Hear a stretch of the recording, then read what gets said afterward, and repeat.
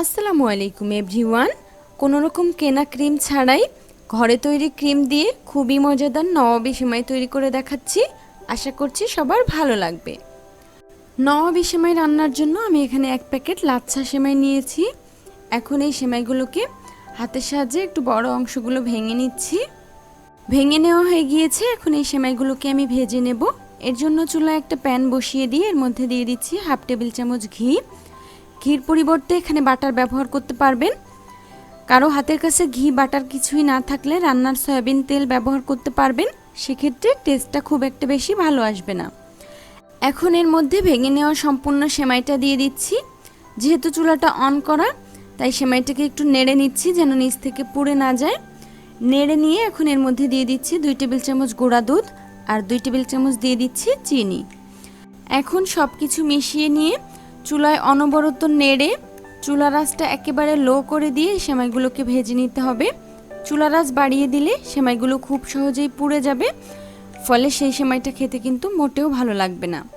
তাই চুলার আঁচ লো রেখেই অনবরত নেড়ে খুব সুন্দর একটা কালার আসা পর্যন্ত সেমাইগুলোকে ভেজে নিতে হবে। সেমাইগুলো যখন এরকম সুন্দর একটা কালার চলে আসবে, এই পর্যায়ে এটাকে চুলা থেকে নামিয়ে অন্য একটা পাত্রে ঢেলে রেখে দেব। এখন আমরা সেমাইয়ের জন্য ক্রিম তৈরি করে নেব। এর জন্য একটা পাত্রে নিয়ে নিচ্ছি 2 কাপ লিকুইড দুধ। আর দুধটাকে আমি আগে থেকে জাল করে নিয়েছিলাম, তবে এখন রুমের স্বাভাবিক তাপমাত্রায় রয়েছে। এখন এর মধ্যে দিয়ে দিচ্ছি 1/4 কাপ গুঁড়া দুধ। এখন দিয়ে দিচ্ছি 1/4 কাপের থেকে সামান্য একটু বেশি চিনি। চিনিটা যে যার টেস্ট অনুযায়ী দিবেন। কারো হাতের কাছে কনডেন্স মিল্ক থাকলে চিনি এবং গুঁড়া দুধের পরিবর্তে কনডেন্স মিল্ক ব্যবহার করতে পারবেন। দিয়ে দিচ্ছি 3 টেবিল চামচ কর্নফ্লাওয়ার। আপনাদের হাতের কাছে কাস্টার্ড পাউডার থাকলে এখানে কাস্টার্ড পাউডার ব্যবহার করবেন কর্নফ্লাওয়ারের পরিবর্তে। আর সামান্য 1 ফোঁটা ভ্যানিলা এসেন্স দিয়ে দিচ্ছি।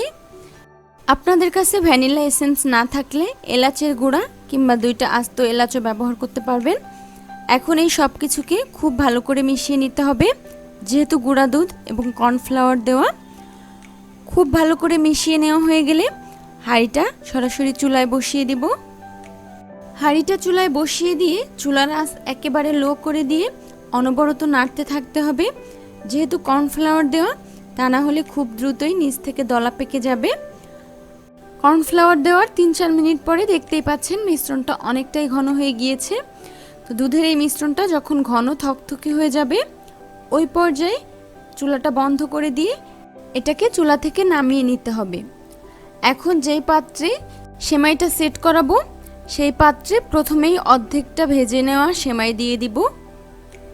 ভেজে নেওয়া অর্ধেকটা সেমাই দিয়ে উপরের দিকটা এভাবে আলতো করে সমান করে দিব। সমান করে দেওয়া হয়ে গেলে এর উপর কিছু বাদাম কুচি এবং কিশমিশ দিয়ে দিচ্ছি। এটা অপশনাল, কারো হাতের কাছে না থাকলে না দিলেও হবে। এখন এর মধ্যে তৈরি করে নেওয়া গরম ক্রিমটা দিয়ে দিচ্ছি।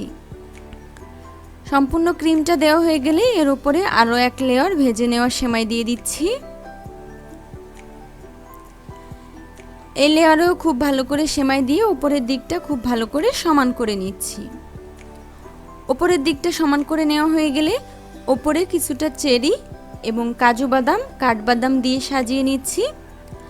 এটা সম্পূর্ণই অপশনাল, কেউ না চাইলে বাদ দিতে পারেন।